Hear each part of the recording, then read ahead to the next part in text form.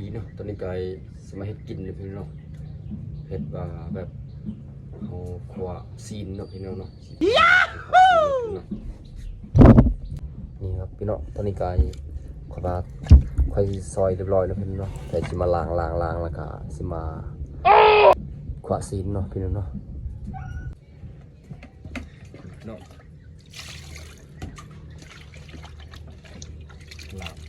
ล้างมันสะอาดเนาะพี่น้องเนาะมันขวาเนาะพี่น้อง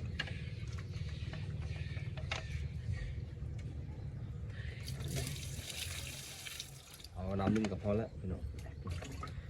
ทำเนาะนี่เขาก็ตำสิงไข่แล้วก็มาเก็บหัวสิงไข่พี่น้องก็มาเก็บหัวสิงไข่นะพี่น้อง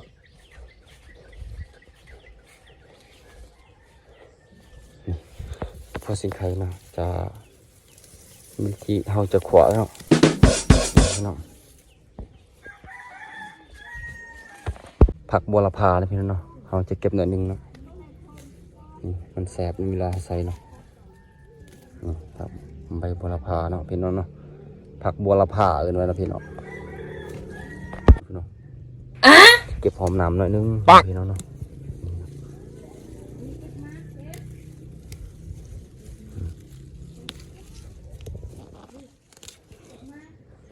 ซ้ำนี้ก็ได้แล้วพี่น้องนี่เขาจะมาล้างหัวหอมพวกนี้เนาะพี่น้องหัวสิงไข่แล้วกันนี้เนาะหัวหอมจะเห็ดตัวนี้เนาะทำน้ำขวานต้องแสบพี่น้องเนาะล้างก่อนเนาะเอาล้างให้สะอาดเนาะ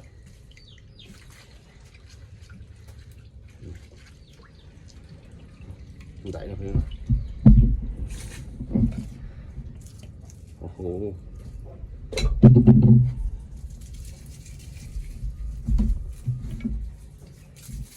แบบสไตล์เขาอบนะพี่น้องกับโบแมนเนาะเขาบอกจะตำสิงไข่เขาตำมะพริกเนาะพี่น้อง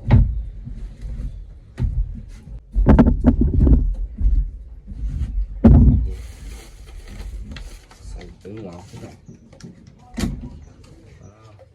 ใส่ตึงหัวให้ลายพี่น้องสองหน่อย3ไปเลยเหมาะสมกับซีนให้มันลายเลยว่าหน่อยพี่น้องต่ำต้องจะนำใส่เกลือแล้วนึง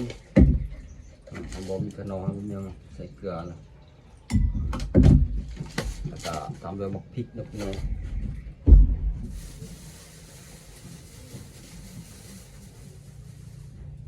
นี่ตัวลายเขาตำนิดนึงเอา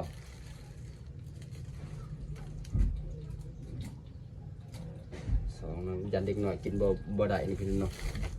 จะแบบ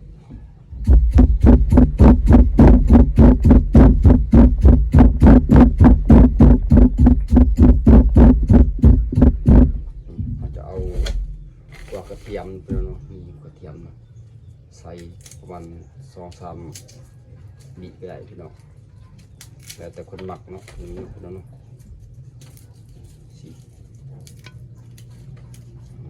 ต้องตำแหลกดอกนี้เนาะตำแหลกว่าแสบนะตัวนี้เนาะเขาต้องเอาออกแล้วพี่น้องตัวนี้ใส่เนื้อวิธีเฮ็ดปิ่นพี่น้องเอ้ย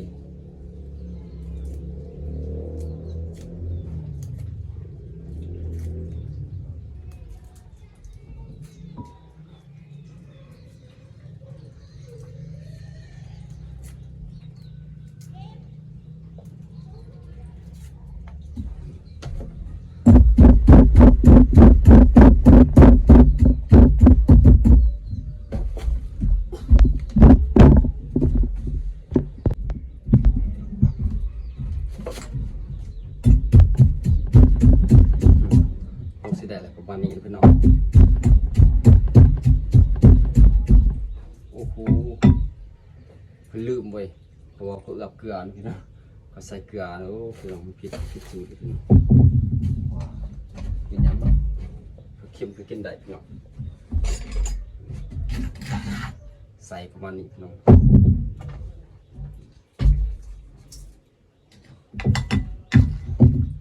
พี่น้อง ใส่เนาะเทใส่เนาะคือตัวพี่น้องเทแล้วก็ได้แล้วเนาะเพราะว่านี่ตัวนี้ก็มันมีน้ำมันแล้วพี่น้องเนาะแต่ว่าให้มันยันว่ามันประสุกเนาะพี่น้องเนาะคนพี่น้อง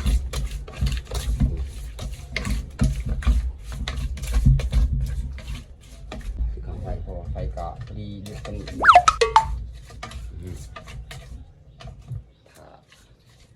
ประมาณ30 วิ30 นาทีเลยพี่น้องสุกเนาะ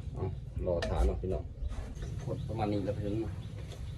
ขัวพยายามเนาะพยายามว่ามันใหม่พี่น้อง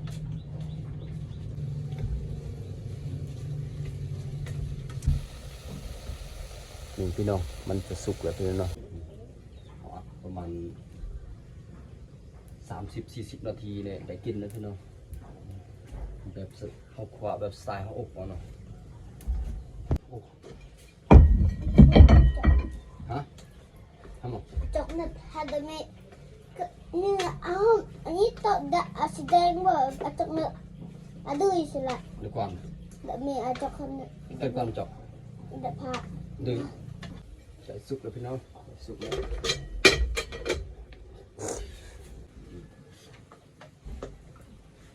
อ่อนเนาะชูเลยเนาะจักยังก็สมาใส่หอมนะพอมันสุกแล้วพี่น้องปัก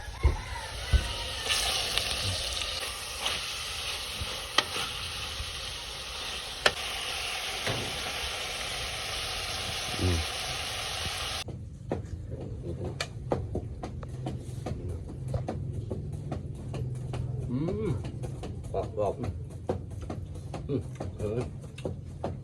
ม่หอมจับแล้ว